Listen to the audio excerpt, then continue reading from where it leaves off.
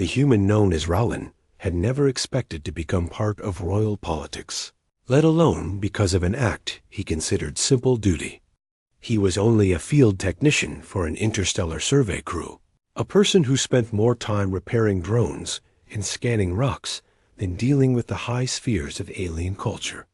He liked quiet work, the sort that required concentration rather than conversation. Yet the galaxy had a way of turning quiet lives into loud stories. His involvement began on the day the survey team landed on the moon of Leorin, a world considered safe by most explorers. The atmosphere was stable, the terrain calm, and the only known species were small herbivores that fled from anything larger than a bush.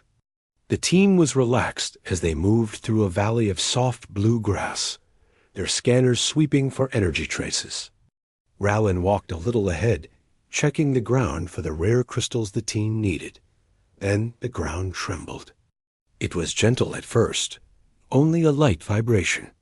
The team barely noticed until the tremble turned into a violent shudder.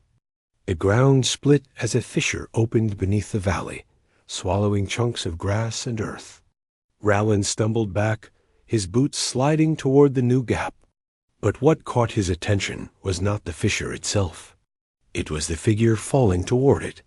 A young alien woman, dressed in flowing violet fabric, clung to the edge of a crumbling rock ledge. Her eyes were wide, silver, and shimmering with panic. Her hands slipped with every shake. She shouted something in her language, her voice trembling as much as the ground dot. Without thinking, Rowland sprinted toward her. One of his teammates shouted for him to stop, but he ignored the call. He reached the ledge just as it gave way. The alien woman fell, and his hand shot forward.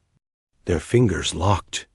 Her weight dragged him down, pulling his boots halfway over the edge, but he dug his heels into the soil and strained with all his strength. The ground trembled again, a groan from the moon itself, but he refused to let go Dot with a final desperate pull. He dragged her up and away from the fissure. The ground sealed seconds later, as if the moon had changed its mind about splitting apart.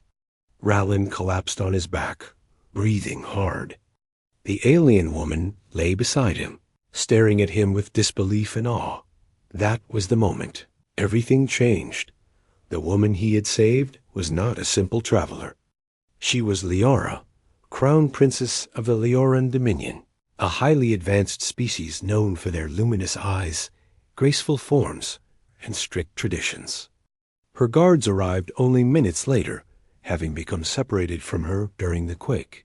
When they saw she was safe, they bowed deeply, but the princess ignored them. She looked only at Raln. She told him something in her language, then switched to human tongue, her voice soft but firm. She said he had saved her life, and that her people believed in life debts. A life saved must be honored, and the one who granted safety was held in highest regard. She said he was now someone she owed a bond deeper than duty. For Rowland, those words were overwhelming.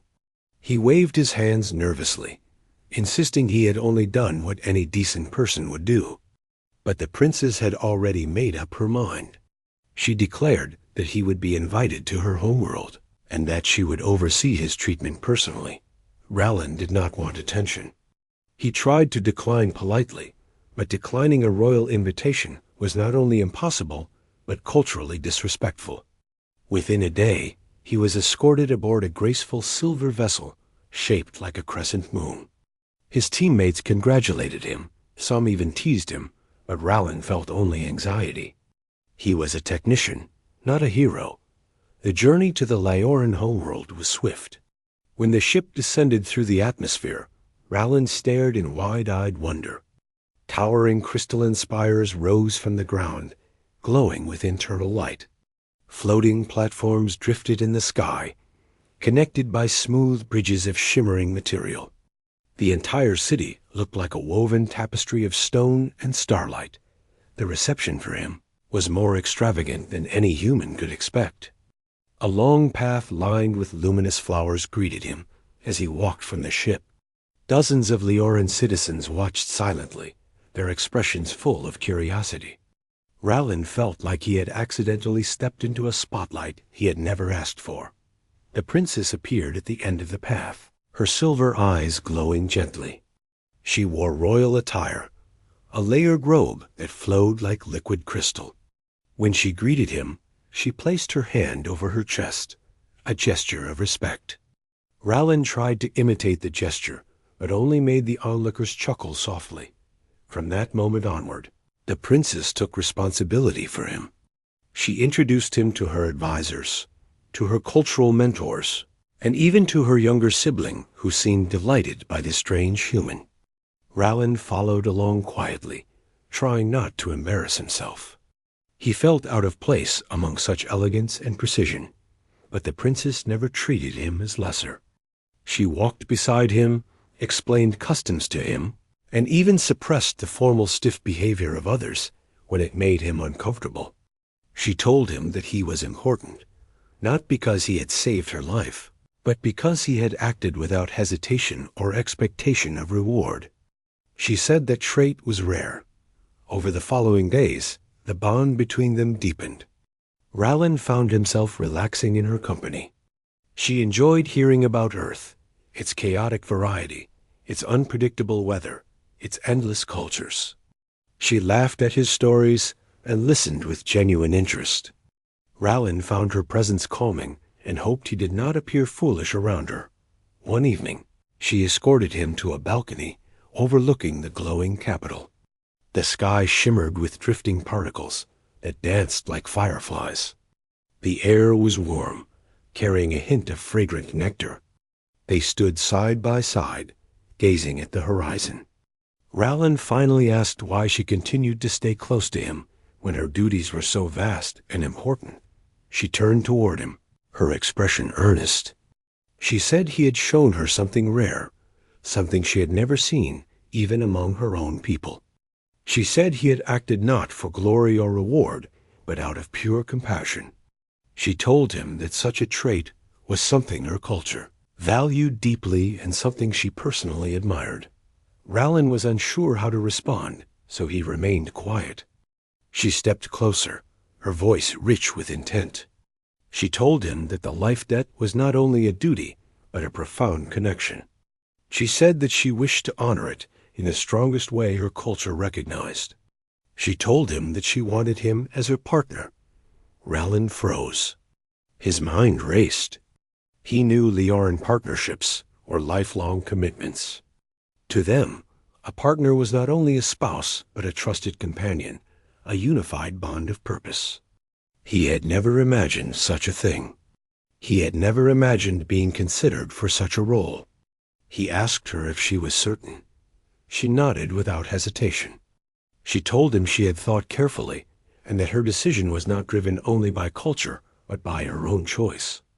She said that in the days spent with him, she sensed honesty and courage, qualities she valued more than heritage or status. She told him she saw a future in which a human and a Leoran could walk side by side. Rowland's heart pounded. He felt unworthy of such a position. He told her he was an ordinary person, unfit for royal life. She smiled warmly, saying that royalty meant nothing without genuine character beside it. She said she did not want someone raised for politics, but someone she could trust. She said he had already proven himself. Rowland hesitated again, thinking of his simple life, his expectations, his limits. Yet he looked at the princess, at her sincerity, her steady gaze, her belief in him. He realized that she saw something in him he had never seen in himself.